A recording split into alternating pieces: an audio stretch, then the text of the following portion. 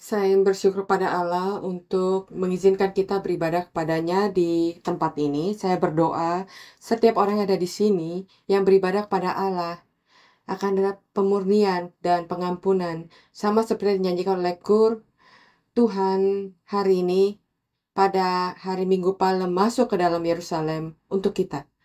Jadi, mari kita ingat akan hal itu saat kita melihat firman pada hari ini. Dan hari ini, kita akan belajar pelajaran kelima dari buku Imamat, dan ini tentang korban penebus salah.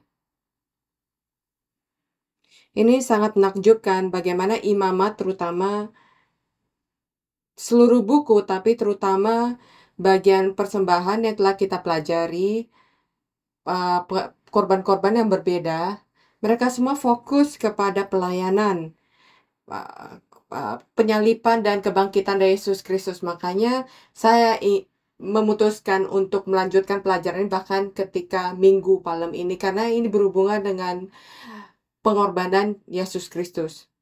Minggu lalu melalui Imamat 4, kita belajar tentang korban penghapus dosa, yaitu dosa yang tidak disengaja menurut kedudukan yang berbeda-beda atau kepemimpinan berbeda, posisi kepemimpinan berbeda-beda. Kita telah belajar bahwa pengorbanan menumpahkan darah diperlukan bahkan untuk dosa-dosa yang kita lakukan tanpa kita sadari atau kita lakukan dengan tidak sengaja. Orang-orang dengan kedudukan dan status yang berbeda memiliki tingkat tanggung jawab yang berbeda. Sehingga korban persembahan yang diperlukan untuk korban penghapus dosa juga berbeda-beda. Tergantung dari posisi dari mereka.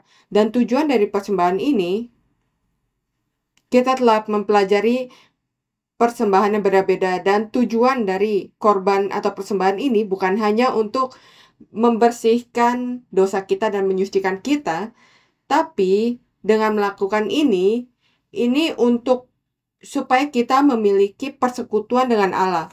Tujuan dari seluruh korban adalah penyelamatan. Untuk orang yang telah jatuh dari Allah karena dosa mereka untuk bisa kembali kepada Allah. Itu adalah tujuan utama. Untuk memiliki persekutuan dengan Allah lagi. Kenapa? Kenapa Allah menginginkan persekutuan dengan kita? Kenapa Allah ingin memiliki persekutuan dengan orang berdosa seperti kita? Itu karena itu adalah alasan kenapa Ia menciptakan kita. Ia menciptakan kita sebagai anak-anaknya. Untuk orang tua, anak-anak mungkin bertanya, kenapa kamu melahirkan saya? Apakah kamu senang ketika melahirkan saya? Apa jawaban kamu? Kebanyakan dari orang tua akan menjawab, saya tidak memiliki pilihan lain. Jika saya harus memiliki kesempatan yang lain, saya tetap akan memperanak kamu lagi. Bahkan dengan semua masalah, semua kesulitan yang disebabkan oleh anak-anaknya, persekutuan itu, kasih itu, antara ayah dan anak, ibu dengan anak-anaknya. Jadi Allah, itu yang Allah inginkan. Allah ingin memiliki persekutuan dengan kita. Walaupun kita berdosa, Ia ingin menghabiskan waktu dengan kita. Dan itu juga alasan kenapa kita ada di sini hari ini, beribadah padanya. Bukan hanya ibadah formal harus kita lakukan, atau kalau kita lakukan kita akan dihukum. Tidak, saya percaya kalau kalian di sini untuk bersekutu dengan Allah. Ya kan? Itu sebabnya Ia ingin menyelamatkan kita. Bukan hanya bersekutu, tapi kita adalah keturunan pewaris dari kerajaannya. Ia ingin menjadikan kita dan memberikan warisan dari kerajaannya dan kekayaan dari kerajaannya. Itu sebabnya Ia memperbarui kita. Kenapa Ia menciptakan kembali? Supaya kita bisa masuk ke dalam surga. Masuk ke dalam kerajaan surga. Hari ini kita akan melihat tentang korban penebus salah dalam Imamat 5. Dalam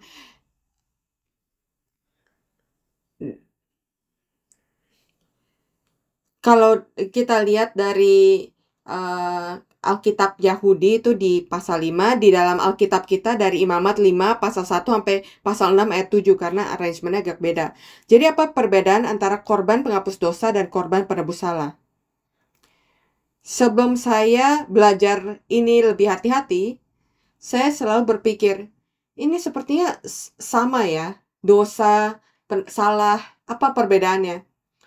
Korban penebus dosa yang telah kita pelajari minggu lalu, sepertinya berhubungan dengan dosa yang tidak disengaja, dosa yang tidak disengaja, dosa yang kita tidak ingin lakukan, dosa yang kita tidak tahu.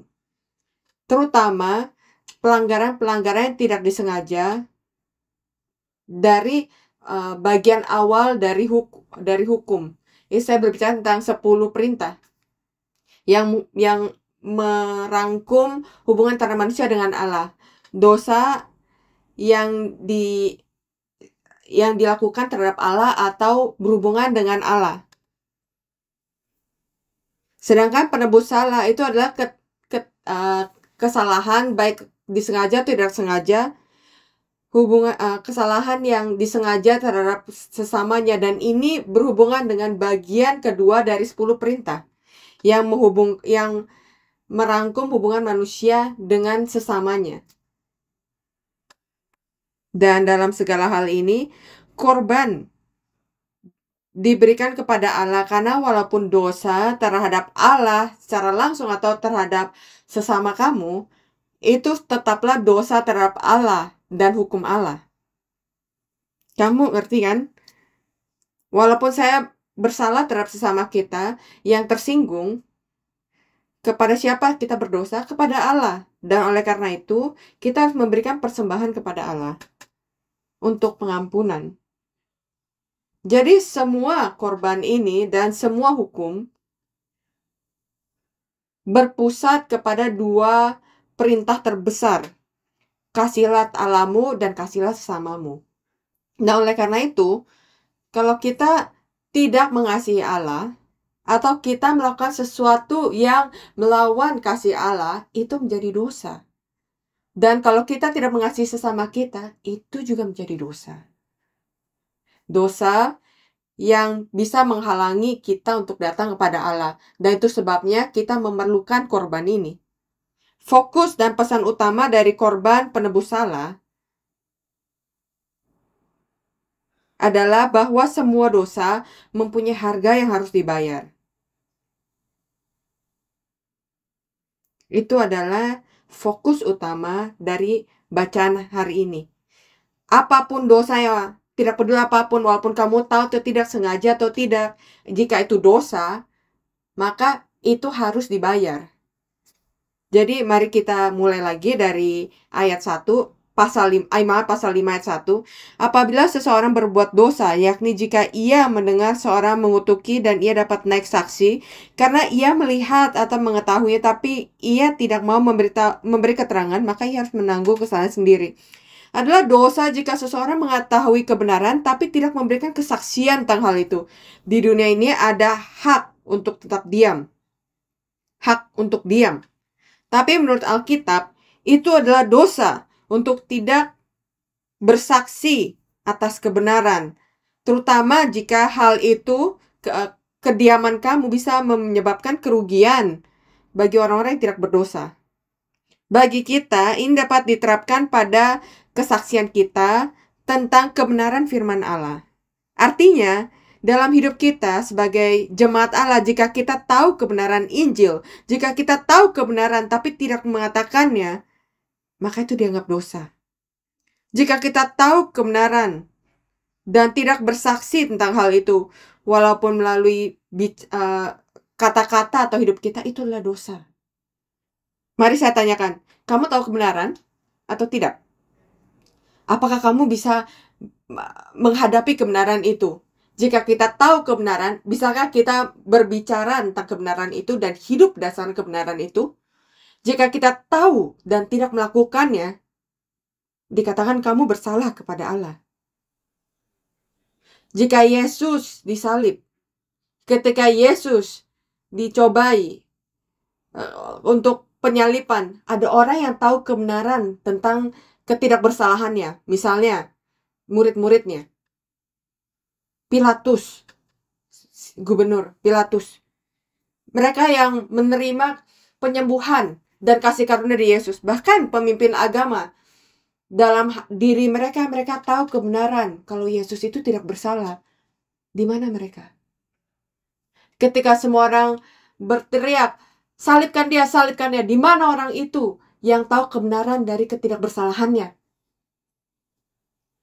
Di manakah kita? Di depan dosa, di tengah dunia ini, ketika semua orang berteriak kesalahan, kebohongan, apakah kita mengangkat tangan kita dan berkata, enggak, kebenarannya adalah ini? Satu dari pencuri yang disalibkan bersama dengan Yesus bersaksi dan melindungi ketidakbersalahan Yesus. Dan itu sebabnya Yesus berkata, menjanjikan kepada dia Firdaus, untuk bersama dengan Yesus di Firdaus. Saya benar-benar berdoa kamu dan saya bisa menjadi saksi dari kebenaran dari firman Allah. Dikatakan jika kamu dipanggil, jika seseorang dipanggil untuk bersaksi, apakah kita dipanggil untuk bersaksi? Sekarang adalah waktunya. Kita dipanggil untuk bersaksi melalui hidup kita, kebenaran dari Injil. Ayat 2 dan 3. Atau bila seseorang kena kepada sesuatu yang najis, baik bangkai binatang liar yang najis atau bangkai hewan yang najis, atau bangkai binatang yang mengeriap yang najis, tanpa menyadari hal itu, maka ia menjadi najis dan bersalah. Atau apabila ia kena pada kenajisan berasal dari manusia, dengan kenajisan apapun juga ia menjadi najis. Tanpa menyadari hal itu, tapi kemudian ia mengetahuinya, maka ia bersalah. Ini belum tentu merupakan dosa yang tidak bermoral untuk dianggap untuk menyentuh hal-hal yang mati atau salah, tapi dianggap najis bahkan ketika menyentuh sesuatu yang sudah mati atau najis. Alkitab yang kita tahu juga memiliki aturan bagi orang Nazaret atau orang-orang pilihan Allah dalam interpretasi kita untuk tidak memotong rambut mereka, tidak menyentuh atau minum alkohol. Salah satu aturannya adalah mereka tidak boleh menyentuh mayat. Pesannya, artinya untuk kita hari ini adalah mereka yang telah diselamatkan oleh darah Yesus, kita telah dipindahkan dari kematian ke kehidupan. Amin. Apakah kamu telah pindah dari kematian ke kehidupan? Siapa yang ingin balik ke kematian? Nggak ada. Itu yang dikatakan di sini. Jangan balik ke kematian. Jangan bawa kematian ke tempat kehidupan. Dan itu sebabnya kita harus sangat berhati-hati terhadap hal ini, terutama saat kita datang ke gereja, datang ke hadapan firman. Jangan bawa kematian ke tempat ini. Apa itu kematian? Hal-hal dunia ini. Hal-hal yang menyebabkan kita mati. Roma pasal 6 ayat 23.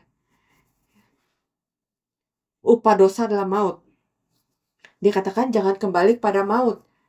Jangan bersentuhan dengan maut. Hal-hal yang najis. Orang-orang Israel di padang gurun, Allah membawa mereka keluar dari Mesir, dari tempat yang najis, dari tempat maut, kematian, ke tempat kehidupan, yaitu di padang gurun, berjalan bersama dengan Allah. Akan tetapi orang-orang Israel membawa kematian dari Mesir dan menariknya ke padang gurun. Itu sebabnya mereka harus mati di padang gurun. Itu sebabnya ada konflik antara kehendak Allah dengan kehendak mereka sendiri. Itu sebabnya perjalanan padang gurun menjadi 40 tahun. Itu sebabnya perjalanan padang gurun menjadi semakin sulit dan semakin sulit. Mari kita lihat hidup iman kita pada hari ini. Apakah ini menjadi sulit dan sulit? Setiap hari kehidupan iman kamu semakin senang, semakin bersyukur, semakin bahagia, atau malah semakin sulit, semakin sulit, semakin sulit. Setiap hari ada komplain baru, setiap hari ada sungut-sungut yang baru. Bagaimana kehidupan itu? Apakah ada konflik of interest, perbedaan kepentingan antara kamu dan Allah? Itu karena saya membawa kematian dari Mesir dan mencoba mencuri menggunakan metode itu, cara hidup itu di dalam padang gurun. Apa akhir dari itu? Kehancuran di padang gurun, itulah akhirnya. Dan Allah berkata, tinggalkan segala sesuatu yang mati, segala sesuatu yang tidak bersih atau najis. Ayat 4. Atau apabila seseorang bersumpah teledor dengan bibirnya, hendak berbuat yang buruk atau yang baik, bersumpah apapun juga yang diucapkan orang dengan teledor tanpa menyadari hal itu, tetapi kemudian ia mengetahuinya, maka ia bersalah dalam salah satu perkara itu. Dia berkata, jangan bersumpah. Jika kamu bersumpah atau berjanji, maka ia harus menjaganya dan menggenapinya.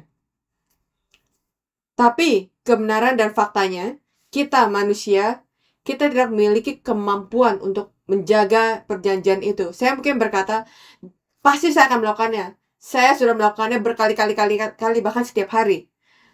Saya berjanji pada diri saya, hari ini saya akan melakukannya besok. Saya berjanji pada anak-anak saya, pada gereja. Lalu saya lupa atau tidak memiliki kemampuan dan berkata, saya akan membayarnya minggu depan. Tapi saya tidak punya uang itu minggu depan. Saya pikir saya pasti akan punya. Jadi kita tidak memiliki kemampuan untuk menggenapi janji kita. Tapi itu bukan alasan. Jika kamu sudah berjanji, maka kamu harus menjaganya. Atau kamu akan menjadi orang yang berdosa terhadap orang itu dan terhadap Allah.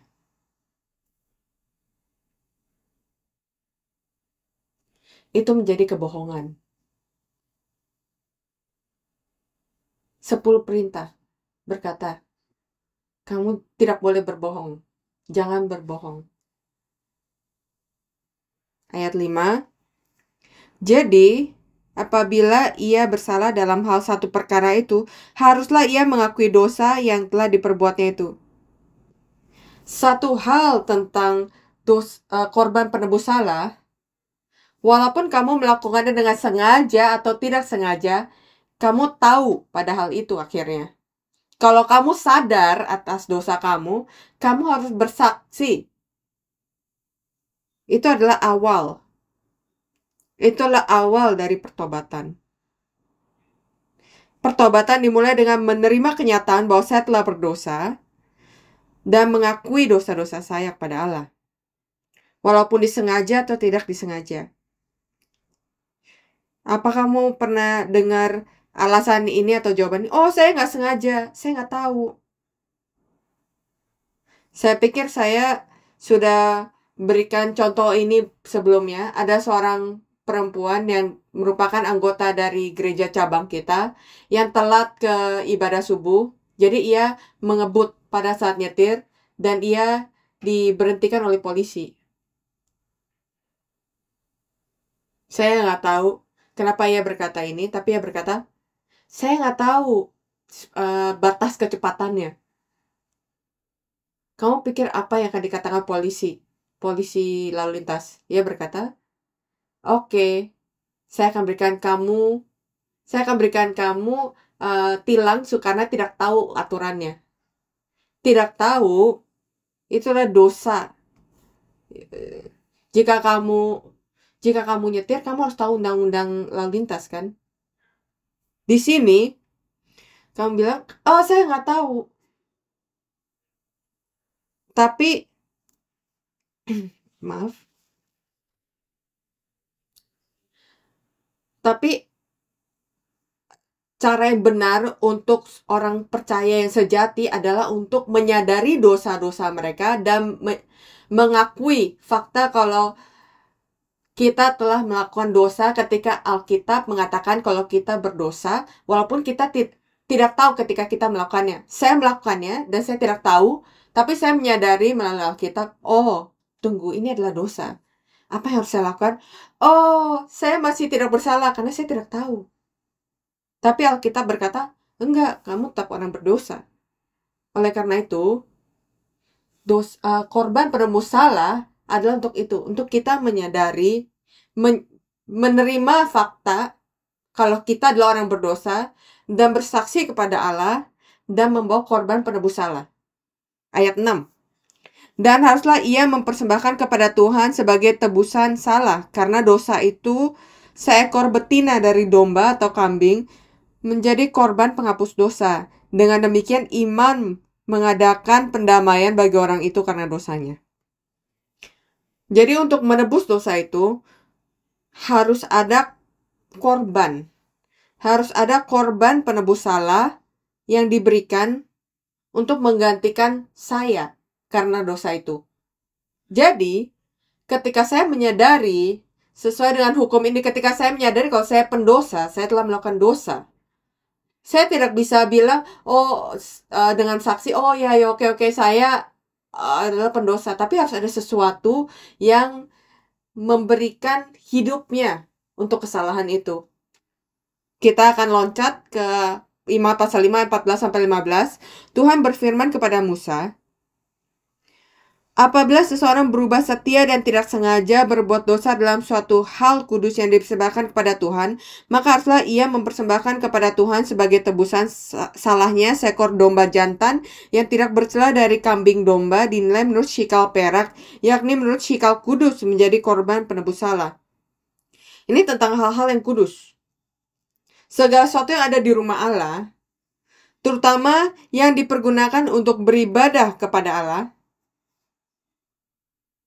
kamu lihat sekeliling kamu apa yang kamu lihat di dalam tempat ibadah ini, segala sesuatu di gereja ini dianggap barang-barang kudus terhadap Allah.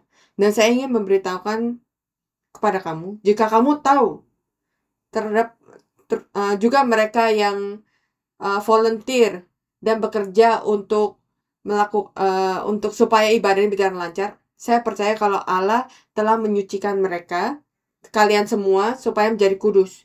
Segala sesuatu termasuk persembahan, itu adalah kudus. Itu sebabnya kita harus menjaganya dengan sangat hati-hati. Mari saya ingatkan kalian, fasilitas gereja bukan fasilitas umum. Fasilitas gereja adalah milik Allah. Ya. Ada tempat publik dan berkata tidak boleh melewatinya karena adalah milik perorangan. Ini punya siapa? Ini punya Tuhan kita. Itu sebabnya kita tidak boleh menganggap rumah Allah seperti fasilitas umum. Sejujurnya, untuk jujur, kita juga harus menjaga fasilitas publik karena ini milik negara dan milik orang-orang. Tapi apa sikap kita? Karena itu bukan milik kita, saya tidak menjaganya. Hanya karena ini bukan milik saya dan seseorang akan datang dan membersihkannya, saya bisa buang sampah sembarangan. Tapi katakan di sini, sesuai dengan hukum, jika kamu melanggar atau merusak barang-barang kudus, bukan hanya kamu harus mengganti barang itu, tapi harus memberikan korban penebus salah. Imamat pasal 5 ayat 17. Jikalau seseorang berbuat dosa dengan melakukan salah satu hal yang dilarang Tuhan tanpa mengetahuinya, maka ia bersalah dan harus menanggung kesalahannya sendiri. Jadi, misalnya, Allah memerintahkan kita 100 hal dan kita dengan sukses menjaga 99. Tapi melewatkan satu hal. Apa yang dikatakan oleh Alkitab? Kamu bersalah dan kamu harus dihukum. Dan kita berkata, oh Tuhan, ini Ini nggak adil. Ini nggak adil. Bagaimana mungkin kita memberikan semua waktu dan investasi untuk menjaga 99 itu, intensi kita menjaga 100. Dan itu yang Allah ingin kita rasakan melalui perintah ini, melalui hukum. Tidak ada yang bisa menjaga semua perintah dan hukum. Tidak ada. Titik. Dan lebih lagi, tidak ada yang bisa menaati hukum rohania. Kamu mungkin bilang, ini adalah perjanjian lama, hukum perjanjian lama, ini nggak berlaku lagi untuk kita. Oke, bagaimana dengan hukum yang diberikan oleh Yesus kepada kita? Yesus meningkatkan hukum ini lagi, dan berkata di perjanjian lama berdasarkan 10 perintah, kamu tidak boleh membunuh secara fisik. Tapi Yesus berkata, jika kamu membenci seseorang, kamu telah melakukan dosa itu. Hukum mana yang ingin kamu ikuti sekarang? Hukum rohani Yesus Kristus itu lebih susah. Perjanjian lama berkata, walaupun kamu tidak memiliki hubungan seksual dengan orang lain, kamu oke. Dengan hukum kamu tidak boleh berzina. Tapi Yesus berkata, jika kamu lihat orang itu dengan pikiran yang penuh kotor, maka kamu sudah bersalah. Kamu sudah berdosa. Itu sebabnya Roma pasal 3 ayat 10 berkata, tidak ada orang yang benar. Jadi mana harapannya?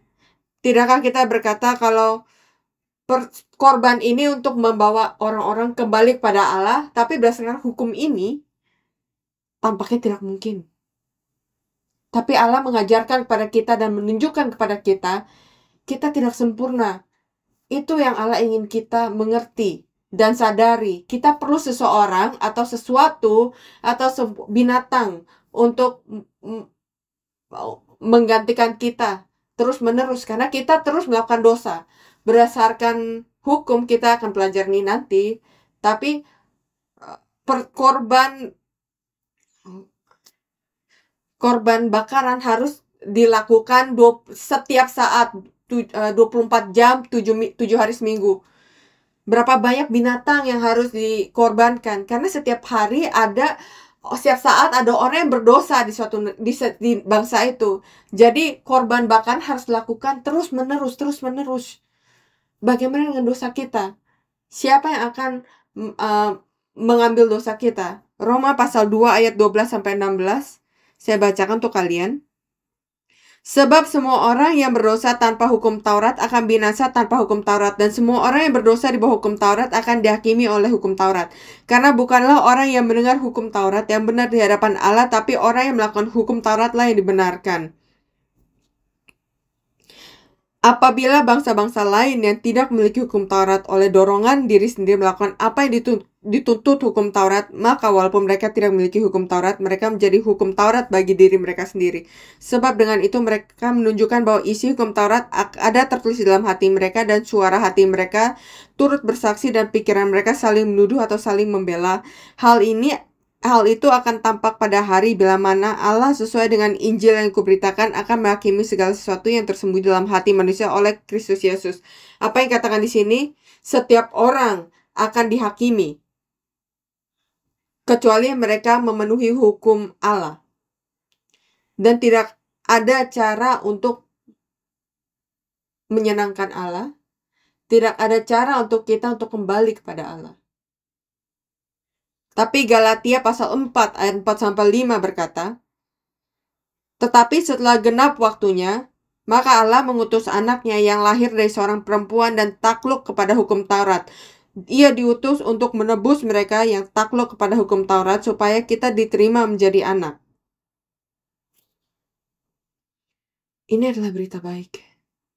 Apa yang kita pelajari melalui hukum adalah kita tidak bisa menerima keselamatan dengan diri kita, dengan cara kita sendiri. Supaya kita bisa digantikan oleh binatang itu harus terus-menerus dibunuh. Karena dosa kita yang kita lakukan terus-menerus. Itu nggak mungkin. Satu-satunya cara untuk keselamatan kita dan penebusan kita adalah melalui hidup yang dibunuh untuk dosa kita. Tapi berita baiknya adalah Ia mengirimkan anaknya yang tunggal, lahir dari perempuan di bawah hukum ini untuk menggenapinya, supaya Ia bisa menebus kita, supaya kita bisa menjadi anaknya, diadopsi menjadi anaknya. Mari kita lanjutkan ke Imat pasal 6 ayat 1-3.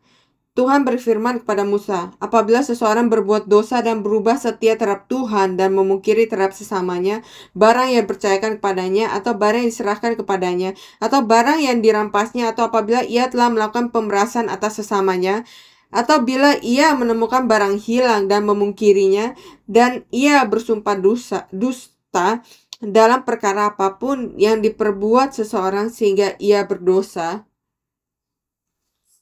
Saya akan berhenti di sini. Ini berhubungan dengan uang. Uang harus diberikan kepada mereka yang memiliki uang itu. Jangan bohong terhadap hal itu. Pendeta Abraham Park berkata satu kali, bahkan uang tahu kepada siapa tuannya. Jika diberikan kepada orang yang salah, uang itu akan menangis kepada Allah. Saya pikir itulah ekspresi untuk memberitahukan kepada kita, terutama uang yang merupakan milik Allah. Kita sebut itu perpuluhan, kita sebut itu persembahan syukur.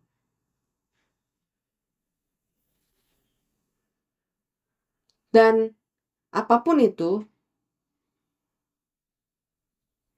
kita harus memastikan kalau itu dibayar. Tidak seperti dosa-dosa yang telah kita lihat di pasal 5. Dosa ini dilakukan dengan sengaja. Kita tidak boleh menyimpan uang milik orang lain, juga milik Allah. Kita harus mengembalikannya kepada pemilik yang sebenarnya. Jadi supaya kita bisa diselamatkan, orang itu harus mengembalikannya dan memberikan korban penebus salah. Dan kita telah baca di ayat 6-8, harusnya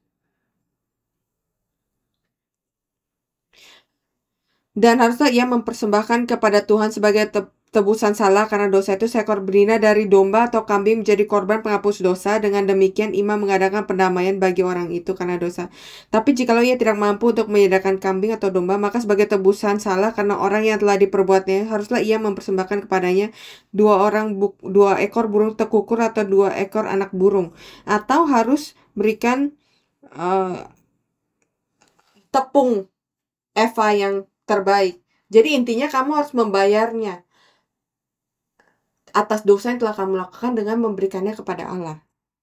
Masalahnya adalah secara rohania kita bangkrut. Kita tidak memiliki kemampuan untuk membayarnya kembali. Itu adalah masalahnya.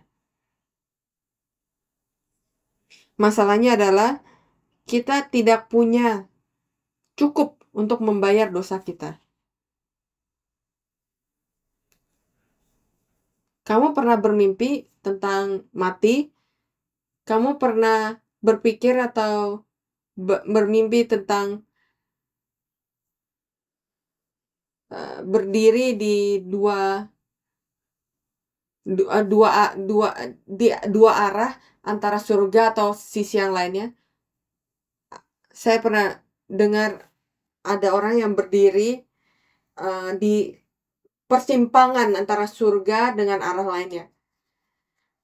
Surga adalah satu arah yang penuh dengan harapan dan kebahagiaan. Dia ingin pergi tapi dia tidak bisa pergi karena berat dari dosanya sendiri membawa diri dia ke sisi yang lain.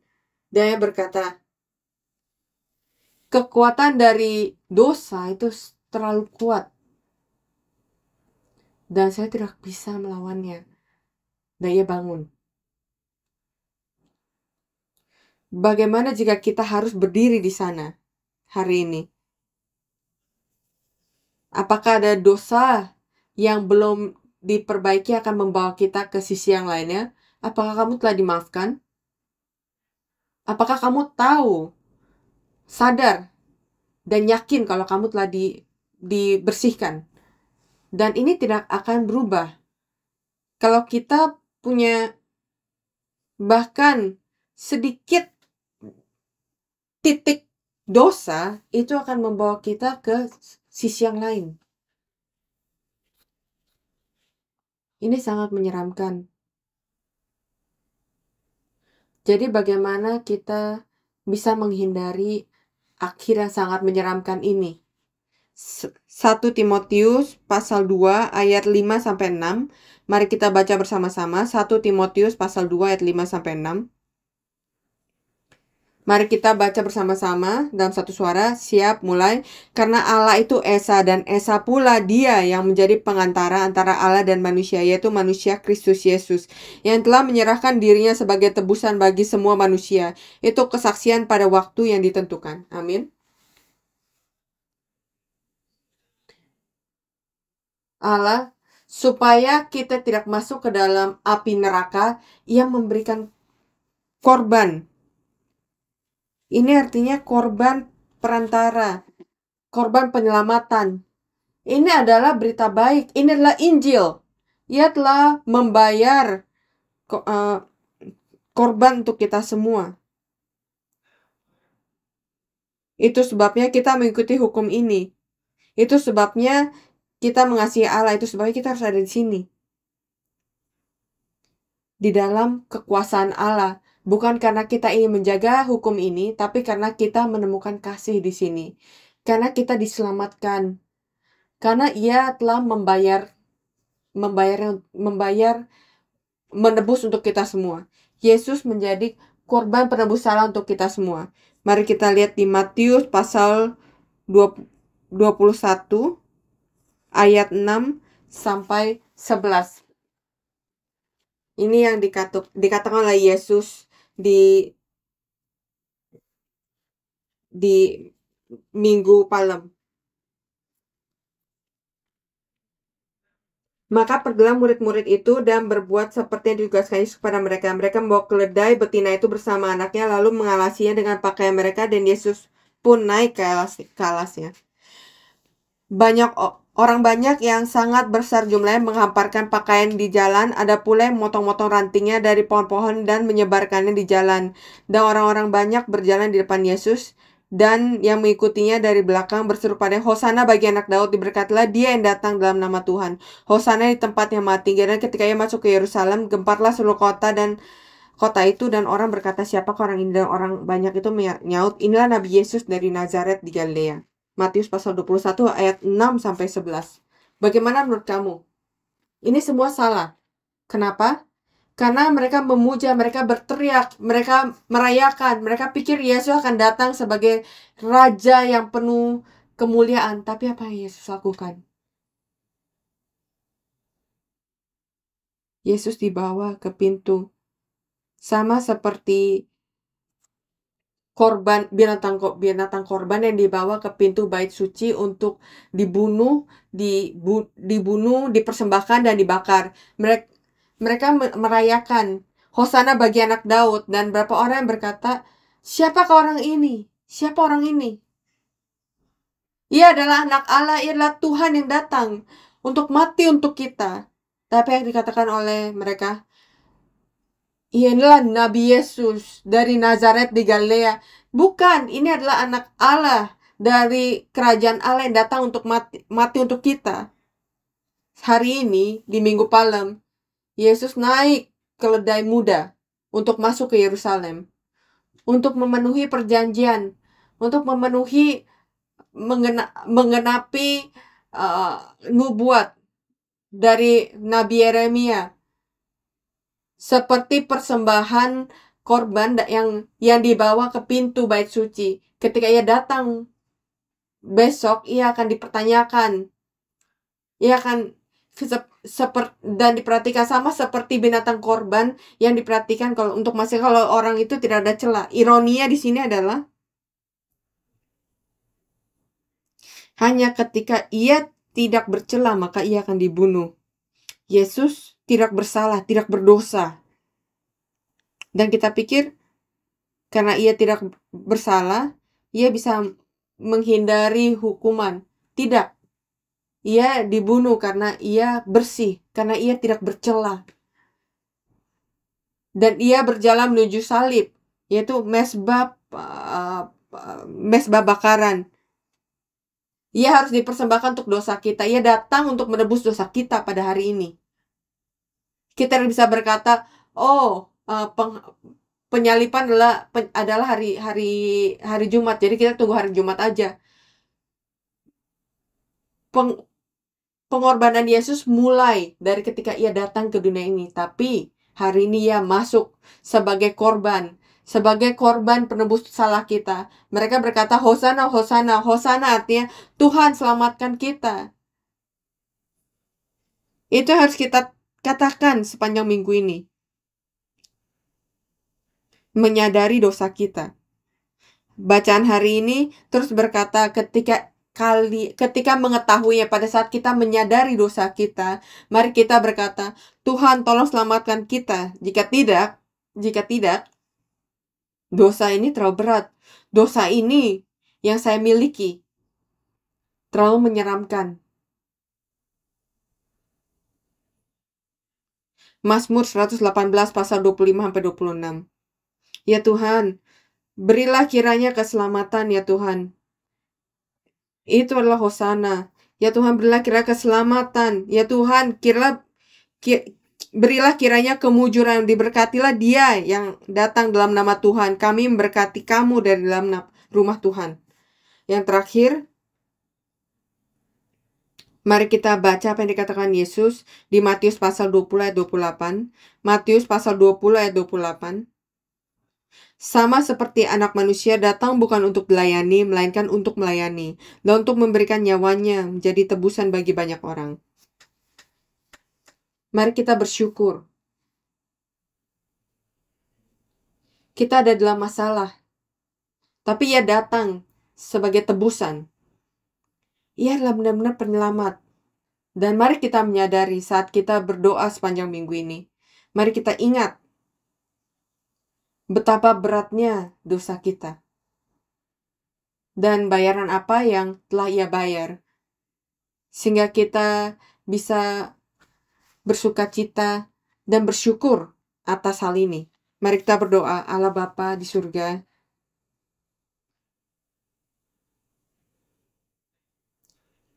kami bersyukur karena mengirimkan anak-Mu untuk menghabiskan minggu ini dalam kesulitan dan penderitaan, dengan sukarela masuk ke pintu untuk kita. Dan kami berkata, Bapa, kamu menunggu 4.000 tahun untuk saat ini. Walaupun anak-Mu telah dibunuh dengan mengenaskan, kamu bahagia dengan fakta melalui kematiannya kita diselamatkan. Bapa, betapa besar kasih yang Kau berikan kepada kami. Tapi kami karena keegoisan kita, mata kita tertutup, dan kita komplain dan bersungut-sungut, kita lupa. Dan kita mau lebih dan lebih lagi. Bapak tolong maafkan kami atas ketidaksadaran kami. Izinkan kami menghabisi minggu ini dan sepanjang hidup kami berteriak Hosana, Hosana. Kami bersyukur karena Engkau mengirimkan anak-Mu Yesus Kristus. Sehingga kami memanggil kamu. Sehingga kami bisa di sini untuk beribadah kepadamu. Bapa, kami bersyukur. Dan kami berdoa ini semua dalam nama Tuhan kita Yesus Kristus. Amin. Mari kita bersyukur pada Allah.